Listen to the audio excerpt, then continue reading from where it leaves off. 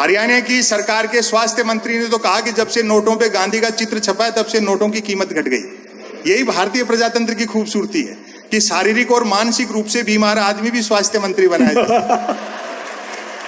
क्या बात है संपत का, क्या बात। अभी 30 जनवरी को हमने एक दुर्घटना क्रम देखा कि गांधी का पुतला बना करके गोली मारी गई, उसमें से खून निकला और खुशी में मिठाइयां बांटी गई। गांधी तब भी हंसे होंगे कि यार जिन मूर्खों ने गोली मारी, खून निकला और खुशी में मिठाई बांटी, वो मिठाई खरीदने के लिए जो धन खर्च किया उन रुपयों पे तो गांधी छपा हुआ था। क्या बात। विसंगतियों से व्यंग निकलता है। भाई ने और रुचि जी ने अच्छे प्रेम गीत सुनाए और गाया भी बहुत अच्छा। मैं गाता नहीं हूं और आपको मेरा एहसान मानना चाहिए कि मुझे गाना नहीं आता, उसके बावजूद गा नहीं रहा हूं। वरना एक जमाना ऐसा था जब मैं भी प्यार प्रेम की कविताएं लिखता था। अच्छा। जब तक अकल दाढ़ नहीं निकली थी।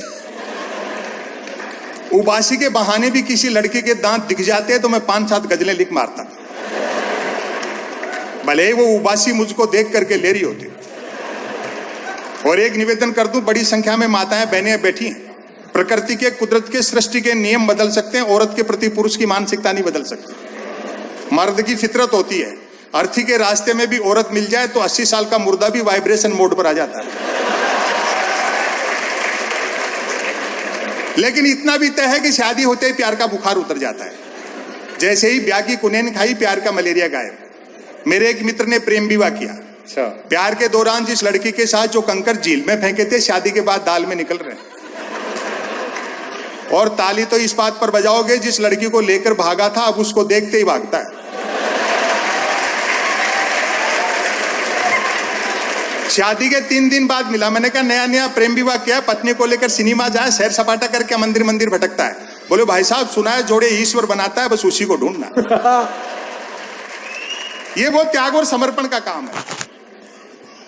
प्यार मोहब्बत बलिदान मांगता है। मैं ऐसे कई लड़कों को जानता हूं जो कॉलेज के जमाने में मेरे साथ पढ़ते थे, जिन्होंने अपने बाप की गाड़ी कमाई से प्रेमिकाओं को जलेबी खिलाई, आजकल शहर के नामी हलवाई बने हुए हैं। और मेरे मित्र का त्याग तो प्रेम के मामले में महात्मा बुद्ध से भी बड़ा है। बुद्ध अपनी पत्नी और बेटे को सोता हुआ छोड़कर चले गए थे। वो रोज रात को इंतजार करता है कि लुगाई सोए तो घर में घुसूं। और देखो, मैं तो हिंदी साहित्य का विद्यार्थी था। राष्ट्रभाषा और भारतीय भाषाओं की जो दयनीय स्थिति है, मैं हिंदी का विद्यार्थी था तो मुझसे तो कौन प्रेम करती। हालांकि इस मामले में सौभाग्यशाली रहे डॉक्टर कुमार विश्वास, क्योंकि इनकी इंजीनियरिंग से शुरुआत हुई थी। अजमेर में ससुराल है इनका, शायद इसीलिए ख्वाजा को गरीब नवाज कहते हैं।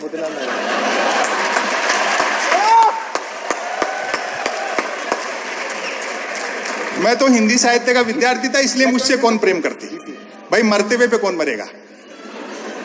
लेकिन मेरे साथ 2 चीजें ठीक थे। एक तो साहित्य का विद्यार्थी था तो भाषा अच्छी थी, दूसरा मैंने ट्रकों से शेरो शायरी उतार रखी थी। ट्रकों से। तो प्रेम करने वाले मुझसे प्रेम पत्र लिखवाते थे और मैं जिसका प्रेम पत्र लिख देता था उसके 2 नतीजे जरूर निकलते थे।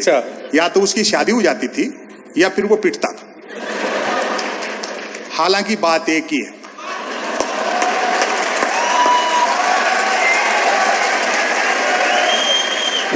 आज भी कई मिलते हैं अपनी पत्नी और बच्चों के साथ जो मेरे प्रेम पत्रों की वजह से ब्याहे गए। मुझे देखते ही दांत पीसते हैं कि नालायक जॉर्ज बुश एक अच्छी खासी अमेरिकी फौज को इराक में उलझा दिया।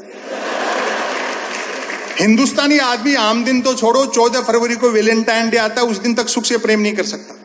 14 फरवरी को श्री राम सेना वाले तो ये कह देते हैं कि जो भी प्रेम करता हुआ मिला उसको पीटेंगे। और सरकार पुलिस को ये कह देती कि देखो इस दिन कोई प्रेम से वंचित नहीं रह जाए।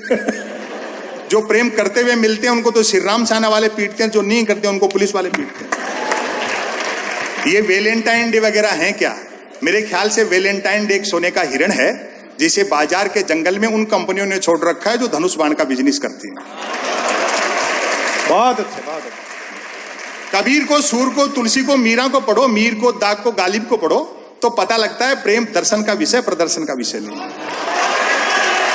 क्या बात है, क्या बात है। जिन नौजवानों के कंधों पर चुनौतियां हैं, परिवार की, समाज की, देश की, कैरियर की, दोस्तों एक निवेदन कर दूं, कोई प्यार मोहब्बत जैसी बात नहीं। ये मीडिया के बंधु नेह के नाम पे अपनी टीआरपी तलाशते हैं। समय बदल गया, समा का स्थान ट्यूबलाइट ने ले लिया। परवाना जलने की गरज से जाता है तो छिपकली खा जाती है। टीवी वाले भी क्या हद करते हैं साहब। अभी तो जैसे 3 प्रदेशों में आपने देखा कि चुनाव और बीजेपी शांतिपूर्ण ढंग से निपट गए। तो भक्तों ने चैनल बदल बदल के देखे कि कहीं तो जीत रहे हो। उनको भरोसा ही नहीं हो रहा था कि इतने बड़े आदमी के बावजूद हम हार सकते हैं। लेकिन जब जी न्यूज पर भी हार गए,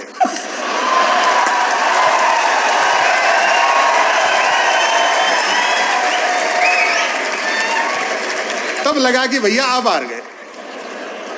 वो प्राइम टाइम में न्यूज चैनलों पर बहस देखते हो, जैसे किसी जमाने में अवध के नवाब मुर्गे लड़ाते थे। अमूमन 4 जन बहसी आते हैं, एक मुद्दे का समर्थक, दूसरा मुद्दे का विरोधी, तीसरा बुद्धिजीवी दोनों को हड़काने वाला, और चौथा एंकर तीनों को भड़काने वाला। और व्यंग पर आपकी दाद उठेगी, चौथा एंकर तीनों को भड़काने वाला।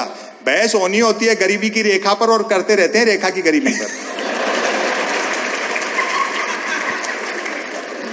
अखबारों पर थोड़ा सा विश्वास है क्योंकि छपे हुए अक्षर पर आज भी भरोसा है। यह हिंदी पत्रकारिता के एक माइलस्टोन राजेंद्र माथुर का शहर है। क्या बात। पत्रकारिता का ऐसा कोई विद्यार्थी नहीं जो इंदौर के राजेंद्र माथुर को पढ़े बिना बड़ा पत्रकार हो जाए। भारत नवा टाइम्स के संपादक थे। अंतिम पेज के बाएं कोने पे प्रतिदिन छपता था शरद जोशी का। रोज भिगो करके जूता लगाते थे नेताओं को और बड़े ठाठ से पढ़ते थे। अखबार की पाठक संख्या 2 गुनी 3 गुनी हो गई थी। ये वो शहर है। लेकिन अब अखबारों का भी आत्मविश्वास गिर रहा है। अंग्रेजी के अखबार ने द हिंदू ने एनराम की रिपोर्ट छाप दी। वही एनराम है जिन्होंने बोफर्स का छापा था और उसकी जय बोलते थे आज गालियां निकालने वाले। क्या बात है, वाह वाह वाह वाह वाह। हिंदी अखबारों का हाल देखो, अपवादों को छोड़ करके 3 चीजों के लिए पढ़े जा रहे हैं: बिजली कटौती, उठावना और राशिफल। और रोज नए निकलते हैं। एक दिन तो अखबार के दफ्तर से 2 लोग आ गए, बोले संपत सरल जी नया अखबार लॉन्च कर रहे हैं, आप भी ग्राहक बन जाओ। क्योंकि अखबारों का कोई पाठक तो बनता नहीं, ग्राहक ही बनता। आए हाय आए हाय, क्या बढ़िया तर, वाह वाह वाह, क्या मारा है। हाँ, 1 रुपए में 16 पेज। और जो मैंने जवाब दिया, आपका आनंद ले, 1 रुपए में 16 पेज। मैंने कहा भैया रुपया चाहे 1 की जगह 2 ले जाए, लेकिन 16 पेज खाली दे जाया कर। फिर मैंने रिसर्च की कि इतने अखबार बिकते कैसे हैं। तो अचानक एक दिन एक अखबार के दफ्तर से फोन आया, बोलो संपत सरल जी आज आपका नाम हमारे अखबार में छपा। मैं बड़ा खुश हुआ, जी आपका अखबार कहाँ मिलता है? बोले हमारा अखबार कोई होकर नहीं बांटता है, जिस किसी का नाम छप जाता है दिन भर वही खरीद खरीद कर बांटता है।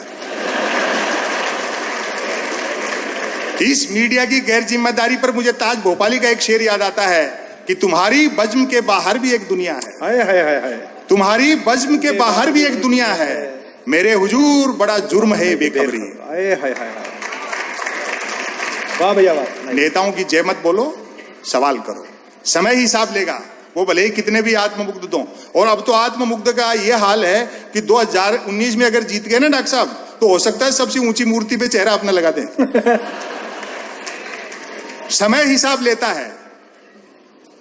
जिन अंग्रेजों का सूरज नहीं डूबता था, उनके वायसराय और राजाओं की यूनिफॉर्म बैंड बाजे वाले पहनते हैं। क्या बहुत अच्छे, बहुत अच्छे। इसलिए मौलिकता, सादगी, पारिवारिकता, सामाजिकता और पारदर्शिता ये लोकतंत्र की बुनियादी चीजें हैं। क्या बात है संपत जी, क्या शानदार, वाह। एक रचना आपको सुना देता हूं। सोशल मीडिया का दौर है, हमारी ऐसी कोई रचना नहीं जो आप लोगों तक नहीं पहुंची हो। हम कवि लोग तो इसलिए चल रहे हैं कि आप लोगों की याददाश्त कमजोर है। अच्छा अच्छा। लेकिन लाइव सुनने का एक अलग आनंद है। चूंकि यहाँ शिक्षण संस्थाओं में पढ़ने वाले बच्चे बैठे हैं, मैं उनको बताना चाहता हूं, यह लेख उनको समर्पित है। सुन रखा हो तो क्षमा याचना सही। स्वागत है। हम तकनीक के दौर में जी रहे हैं। टेक्नोलॉजी के फायदे ये हैं कि भौगोलिक दूरियां कम हो गई, लेकिन आदमी से आदमी को दूर कर दिया। वेब पोर्टल का कार्यक्रम है, उनको धन्यवाद देना चाहता हूं कि वेब पोर्टल चलाने के बावजूद भी आपने एक ऐसा कार्यक्रम किया कि इतने लोग घरों से आए और आपस में एक दूसरे से मिले। क्या बात है, क्या बात है, वाह।